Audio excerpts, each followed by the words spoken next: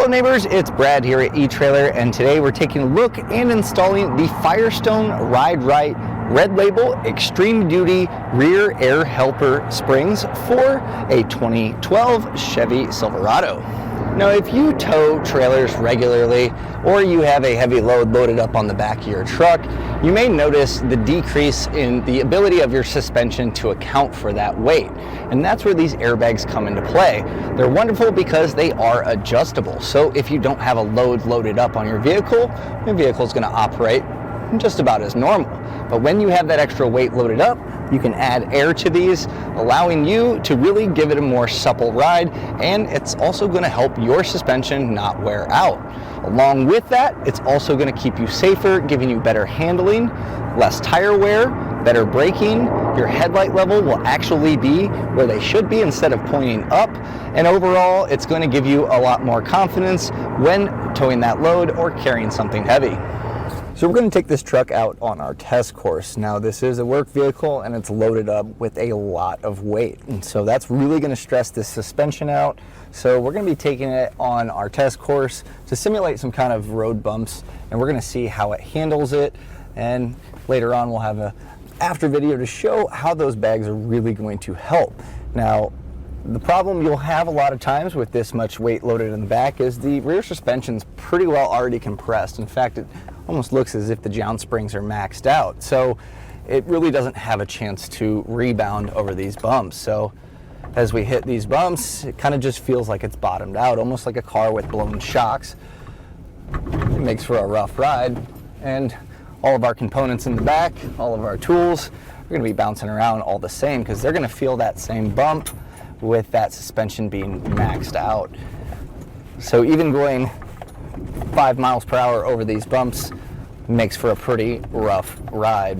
And overall, this is going to wear a lot on the suspension, and just driving on normal roads is really going to cause some issues, not only with wear on suspension and uneven wear on tires, but also stopping is going to be a little more tricky as you're not going to have that weight up front for the contact patch. And your steering is also going to be slightly altered as well. Because of that weight being in the back, it's going to pick the front up, and it can actually get a little bit squirrely up front, and that can make for a little precarious driving.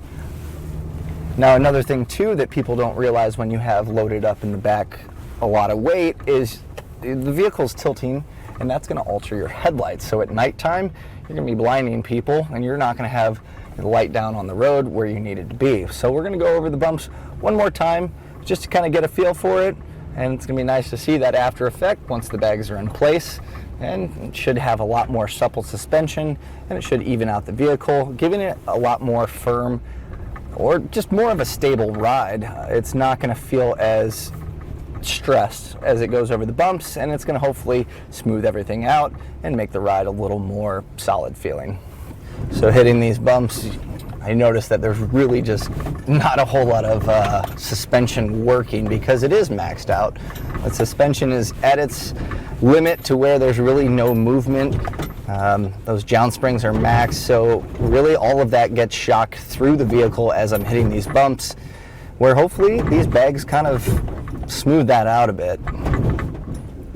Now sometimes when adding airbags or any suspension component, it's hard to quantify it, and most of the time you're just going to feel it while driving.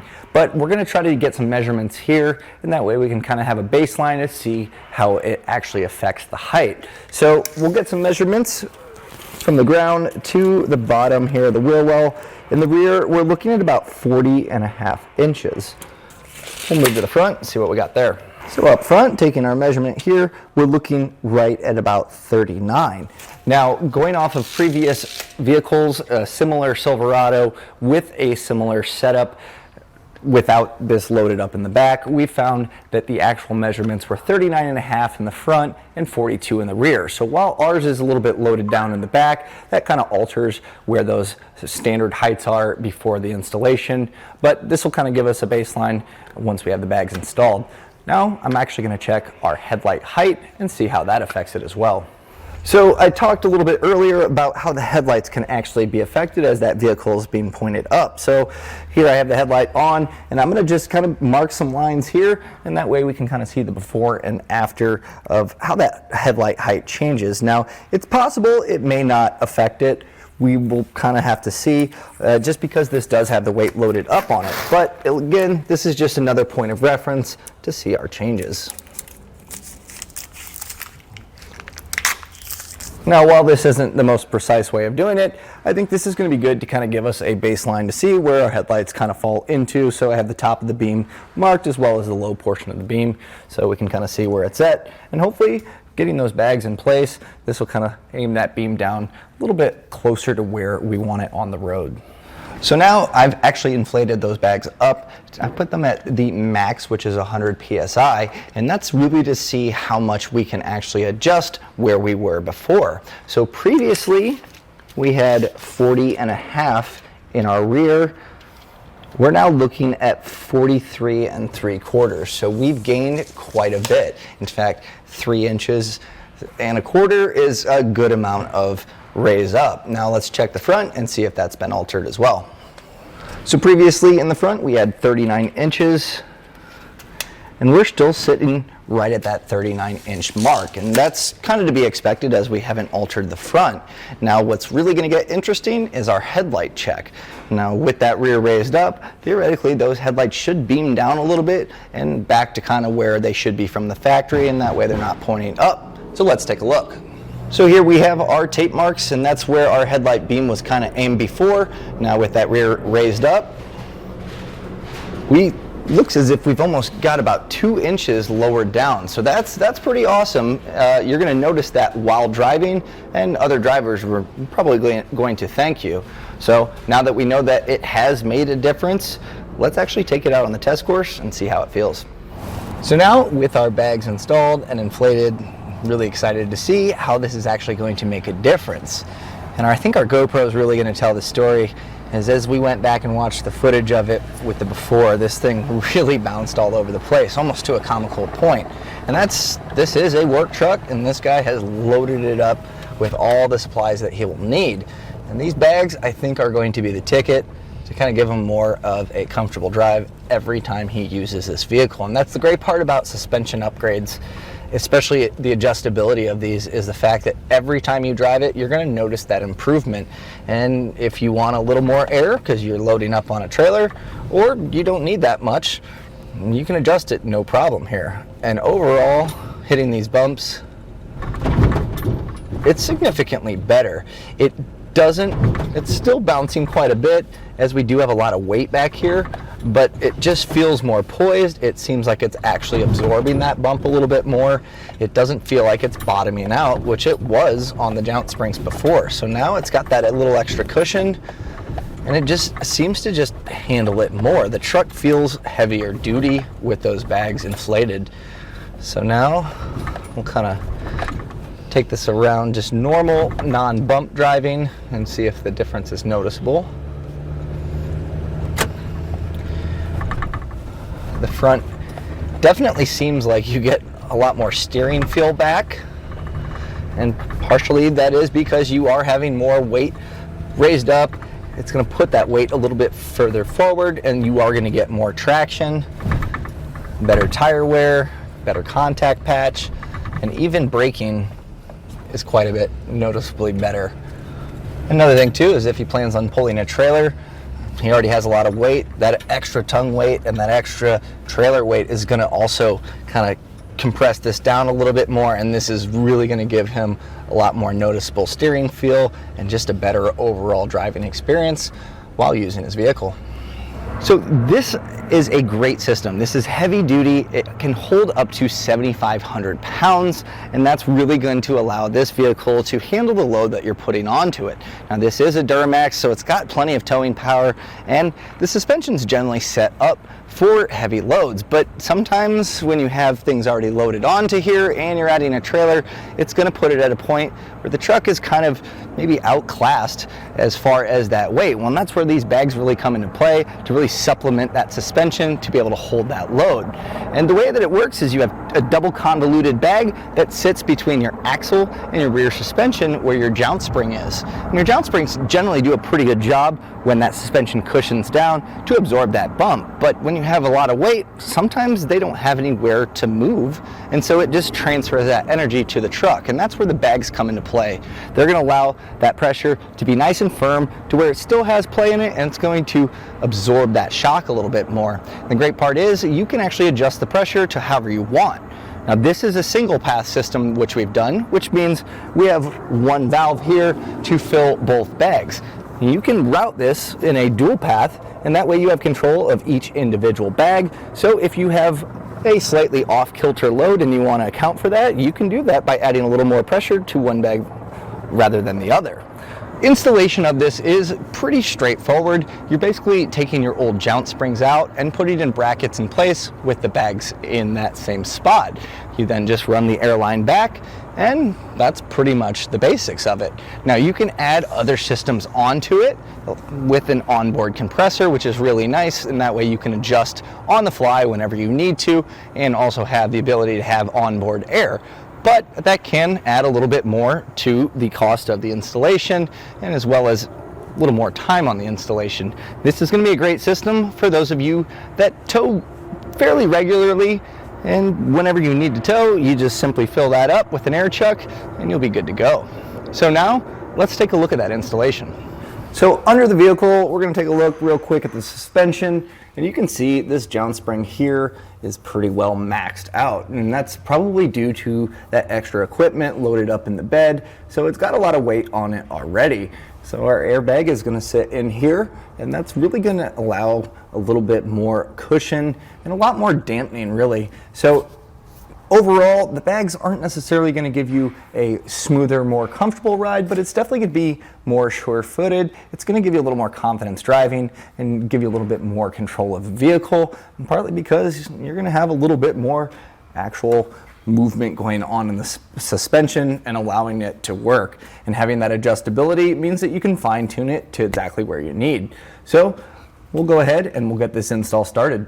Now we are going to have to pry out our jounce stops. So in order to do that with this one in particular, or even your vehicle, you're going to need to unspring that weight. And the way that I'm doing that, I'm just using a transmission jack here. So I'm going to raise the vehicle up. If you're at home doing this on your driveway or in your garage, putting a jack on either the frame rail or a hitch, raising that up is going to allow that suspension to unspring, and that's going to allow us to get those jounce springs out. So I'm just going to raise this up until I get enough pressure pushed up on the vehicle to open that jounce spring area up.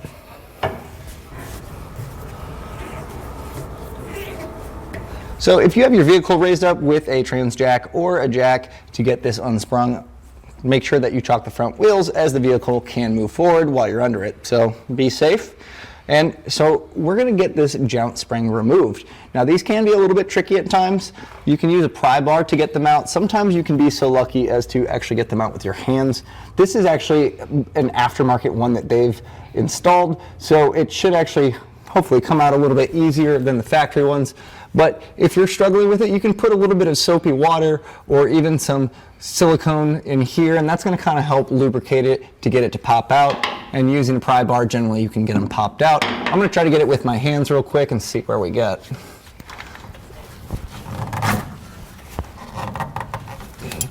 And you may have to work at this for a little bit, as it has to unseat from that cup, so it can get a little tricky.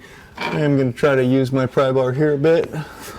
So with this aftermarket one, I actually have a hole at the bottom, so I can use that as my pry. So a little bit of force here, just like that. Go ahead and set this aside. So now I have my bracket here. I'm going to take my flathead screws. There's going to be 4 of them, and I'm going to just feed these through.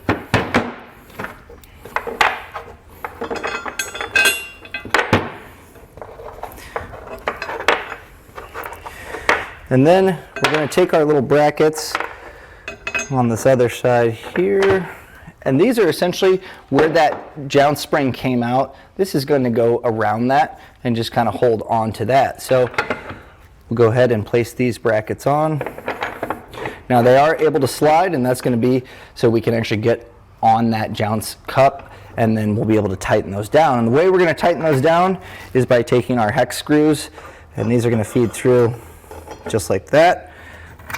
And then you're going to take your flange nut and just put those on slightly here. Now all of this we're going to leave loose, and that's going to allow for us to have movement putting this in place, and then we'll be able to tighten it down.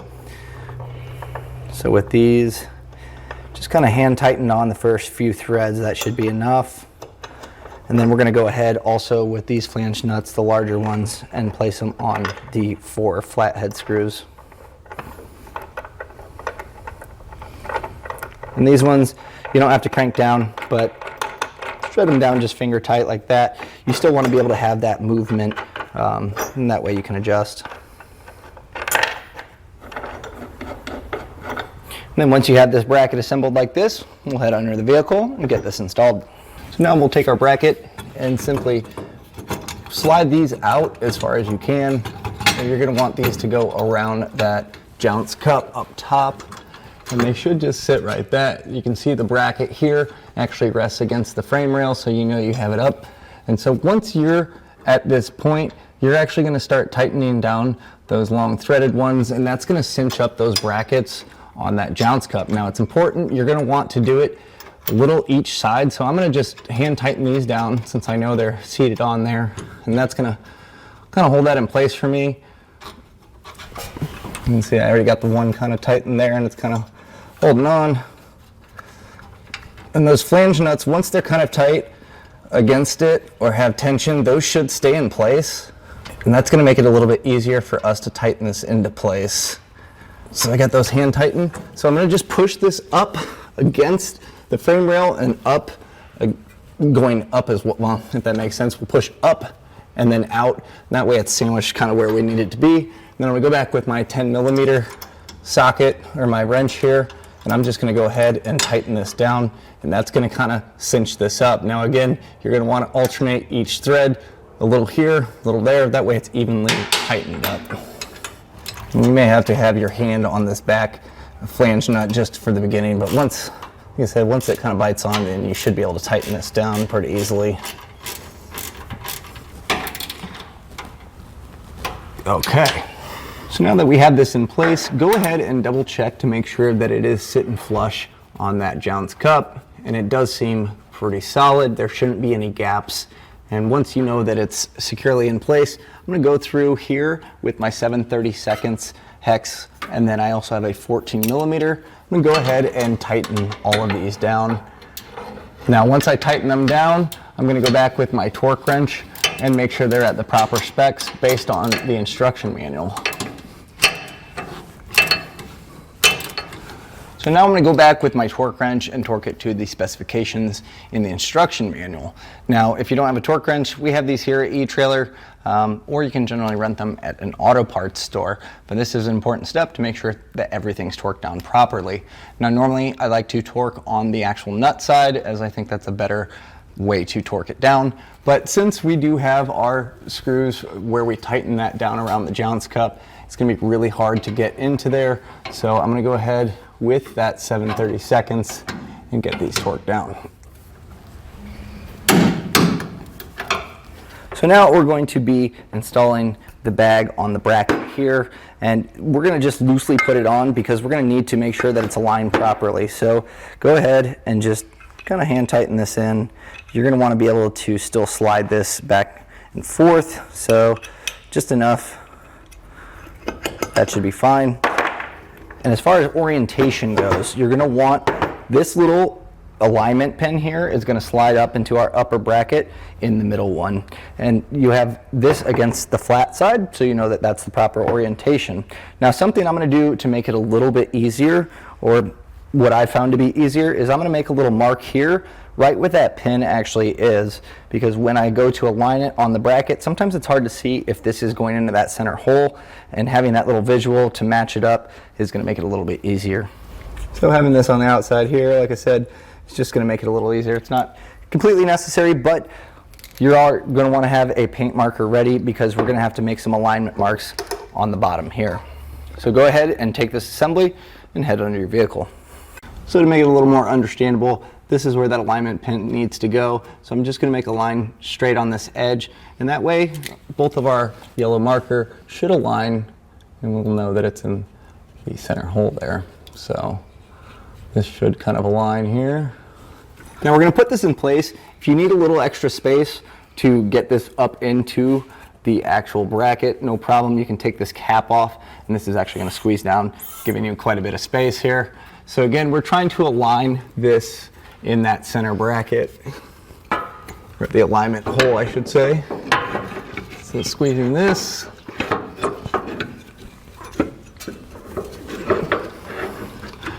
In this bracket, this flat portion is going to be against this actual jounce mount here.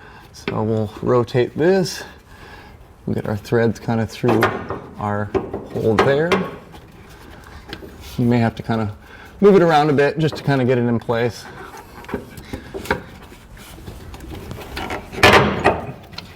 And now before we really put it all up into place, again, I'm going to go on the outside and check my alignment of those yellow paint markers, or really you can put your finger on top of that alignment pin and feel all three holes and just kind of know that it's in there. But it is crucial to make sure that that is in the center hole. So I'm going to check it on the outside and make sure we're good. Now when test fitting, obviously make sure that your bracket's in the right orientation. So we have that long flat piece here against the outside of this bracket, and then you have this short one here. So that's going to kind of align it. You can see it does have a little bit of wiggle room, and that's okay because we're actually going to make some marks to know that we're in the right position. But let's go take a look at our alignment on the outside, make sure we're in that center hole. So here I have my yellow line, and looking through the wheel, it's going to be hard for you to see, but I can see my yellow line, and I can actually push this down, see that my alignment pin is in the center marking, and so I know we're good here. So now that we know we are in our center alignment pin, what I'm going to go ahead and do is actually make some reference marks here, and that way we know that we're aligned when we put it back. So now that we have that marked, we know our proper spot, we can go ahead and take this out. Now I'm going to have to go and I'm going to actually take the, I'm going to unsprung the weight again, and that way I can get my bag out.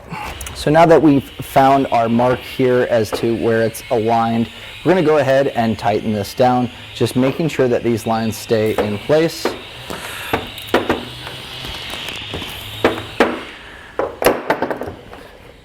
And with that not being able to move, we can go ahead and put this in place. So now you're going to see that our emergency or our parking brake cable is actually got this bracket here, and it's got a 13 millimeter. We're going to go ahead and loosen that up, as our bracket for mounting the bottom is actually going to be right there. So we'll get this out of the way.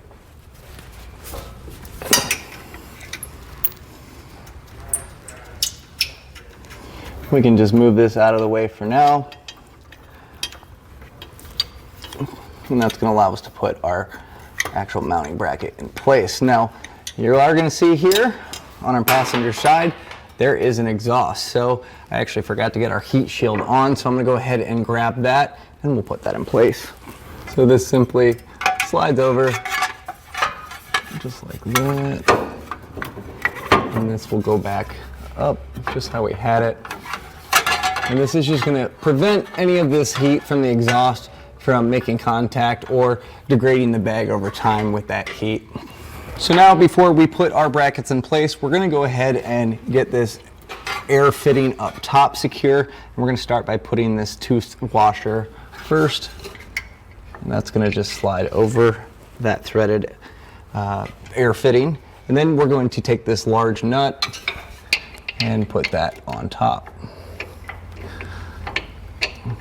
So now I'm going to go back with a 1 1/8 inch wrench, and I'm going to just go ahead and tighten that nut down. It may be tricky to get to. I think I might have to go over the exhaust to get to it.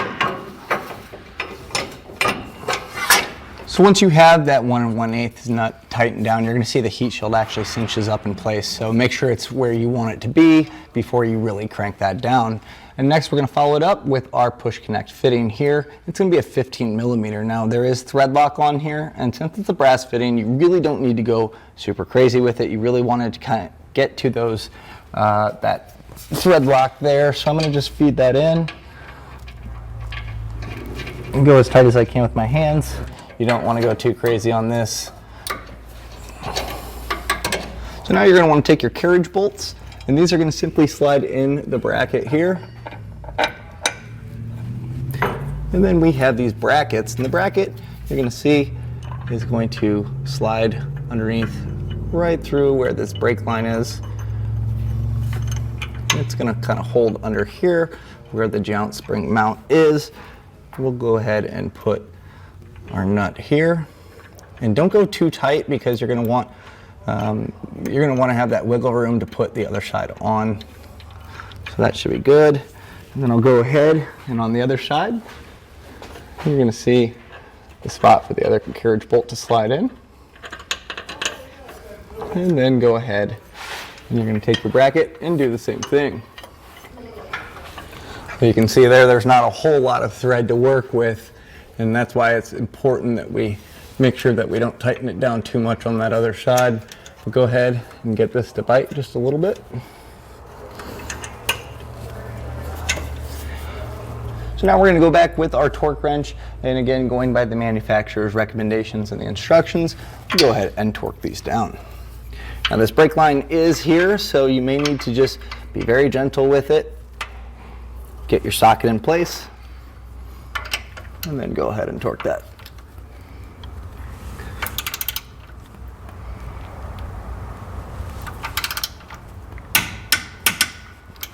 Now on this side it's going to get a little bit trickier as you can't really get a socket in there easily, so I'm going to go ahead and use a crow's foot, and that should allow me to get to this and still get our torque setting proper.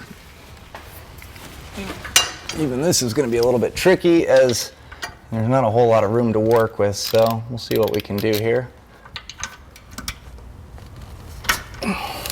So now we have our airbag essentially installed. Everything's good to go as far as mounting it in place. Now a good rule of thumb is making sure that you can fit your hand around the bag, pretty much around all the components, and that way you know you have clearance.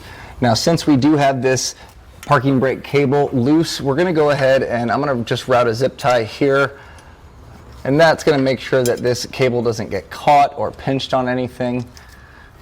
So routing it through that bracket there, and then also feeding it through where our actual threads are on this bracket as well. That's going to hold it in a good spot, and it's also going to be clear away from the shock.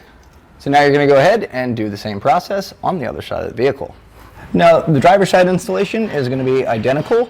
The difference is that will be a little bit different from the other one is going to be there's no heat shield as there's no exhaust on this side, and the brake line bracket is going to look like this. So same thing, you're going to want to remove that to gain clearance, and then once you do that, you're also going to want to zip this in place to make sure that it's out of the way of things. So also just realize that this axle is going to be moving up and down, so attaching it to something that it's not going to stretch this cable too much is going to be ideal.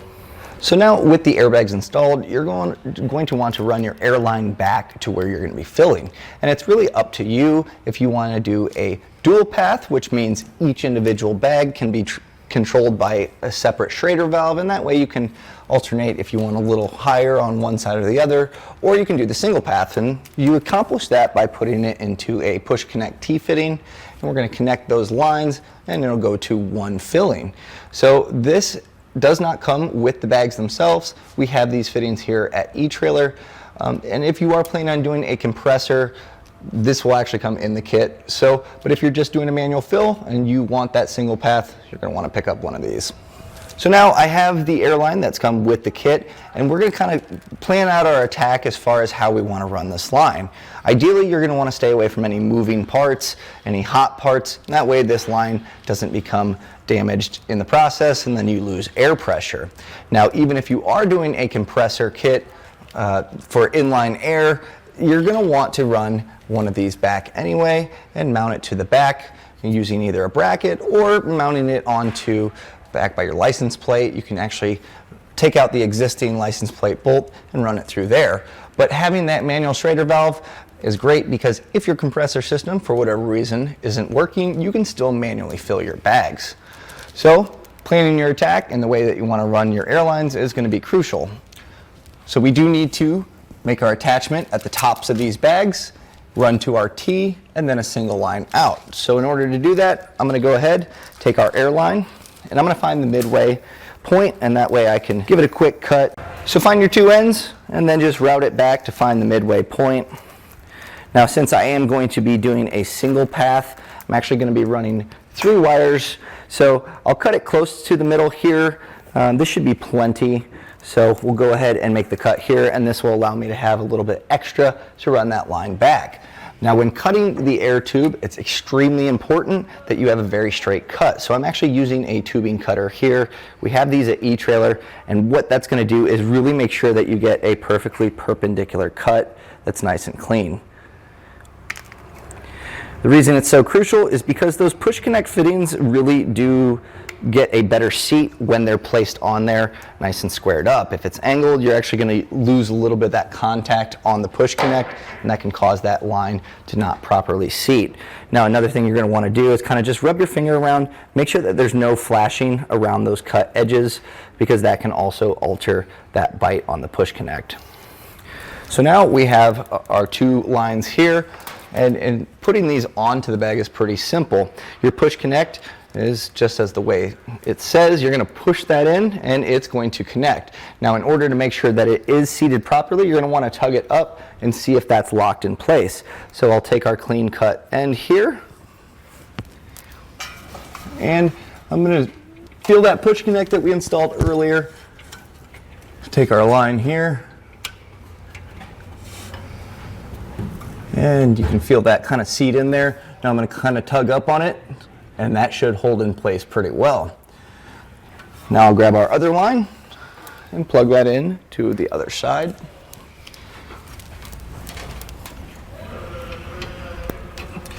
Now I am running it straight up. You may want to run it through here, but I would highly suggest not, because putting a kink in this line, even if it's just a temporary kink, that can cause damage to the line and cause the bag not to fill or air to leak.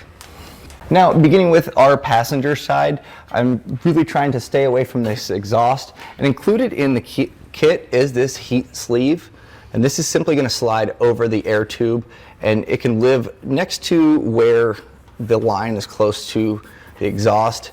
Now, anything pretty much 6 inches or closer to heat, you're going to want to use this, and that's going to help protect it long term. Now, seeing the way that this exhaust routes, it kind of puts it in a spot where it's going to be tricky to run it back without getting too close. So I'm actually going to route it towards the cab side, and we have this crossbar here, and I'm going to attach it, try to run it back and zip tie it up to there, and then we can make our connection with the T. So again, moving parts, we have our shock here. So I'm going to route this right about here, and then I'll throw a big zip tie on there to hold that line in place, and then we can start routing our driver's side. So I've gone ahead and I've wrapped that little heat shield, the sheathing here, just because the exhaust is here. I've zip tied that into place, and that should give it that little added protection. Now I went back and I zip tied it onto this factory loom and then routed it across.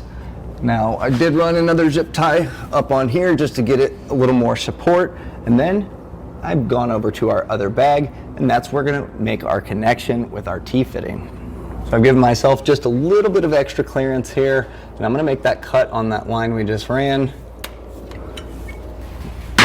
Make sure that's nice and clean, and then we're able to put our T-fitting on. So basically what's going to happen here is we're going to take this line that I've ran to our driver's side bag, we're going to splice this, and then we're going to route a line to the back of the truck. So find a nice little mounting point here for the T, and it looks like it's going to be nice because we can use these brackets here to actually attach it and kind of give it a little bit of sturdiness, and then our hose here is going to hook into that. So I'm going to go ahead and I'll make the cut here, and then we'll attach it to the T.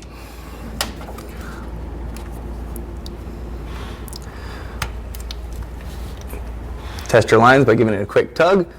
And so now we can see all we have left is to take our extra tubing and route it to the back. Now I am going to follow this factory wire loom, which is on the frame rail, and that's going to put me out towards my hitch. Now, if you are going to be routing this on your frame rail, you can really choose any path, but in order to do that and get a nice clean run, You should only have to do this once. You might want to lower your spare tire down, and that's going to gain you a lot more access to be able to route that. And also, if you are adding a compressor system on here, you're going to be needing to lower this down anyway. So go ahead and get your spare tire out of the way if you need that extra space. So here we have our push connect T-fitting. We have our lines running from each bag, and then I've attached our line here and just routed along and zip tied along with the factory loom. And this is going to kind of keep it protected. A lot of times when running air lines or even electrical lines, you're best to follow the factory looms because they're protected and designed to stay out of the way of anything that could cause damage. So now we have this routed back. Now, as far as installing your Schrader valve, there's a bunch of different ways you can do it. You can generally find a spot on the bumper where there's plastic, then you can drill those in. And sometimes they're really nice. You can use these to where your license plate will slide over. And once you have the cap on there, it's very subtle and kind of discreet. Now this one, we don't have a rear bumper, so we're gonna be using our bracket that was supplied with the kit. And pretty much anywhere that's gonna be a solid mount here, which we have our metal on the hitch as well as this beam up here, I'm gonna go ahead and put it on our hitch. So with the supplied large zip ties, we'll just go ahead and get this mounted up.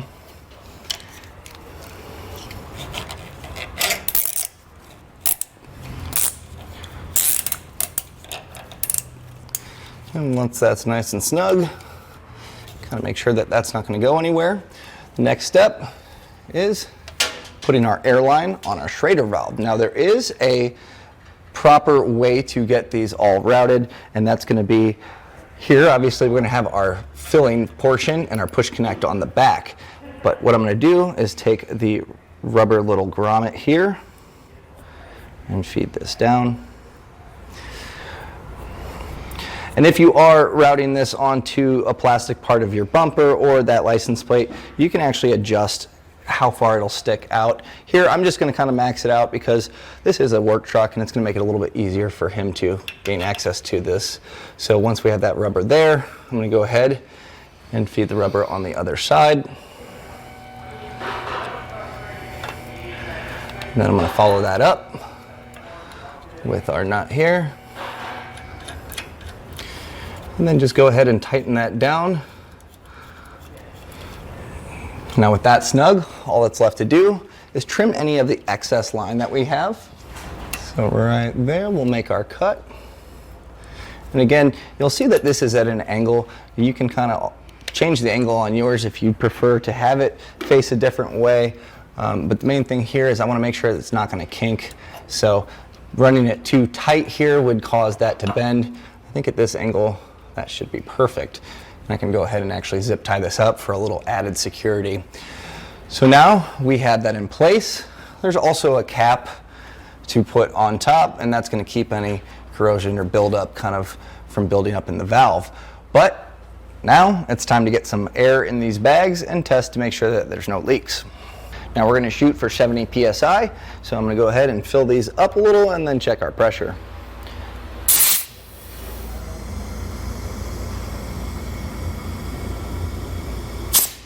So having the pressure on those bags is going to make sure that everything's actually secure, there's no leaks. Now, if you have a big leak, you're going to audibly hear that hissing, but sometimes it's the leaks that we don't hear that can cause a slow leak over time, causing our bags to lower pressure.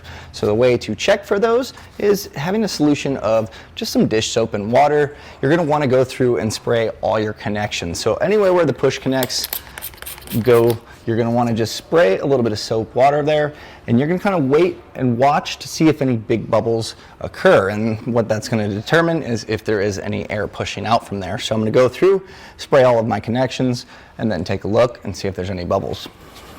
Now you're also going to want to check right at the actual Schrader valve here.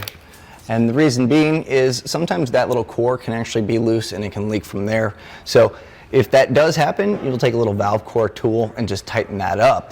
Now, if you do find that you're having large bubbles forming at your push connect fittings, you're going to want to deflate the bag by pushing that little core in, getting all that air pressure out, and then go through all those connections. And so to get these unhooked from a push connect, you're going to simply push the air line in, hold that collar back, and it should come out. And you're going to go back and kind of make sure that all your connections are cut clean, because that could be the potential of where that leak would be coming from.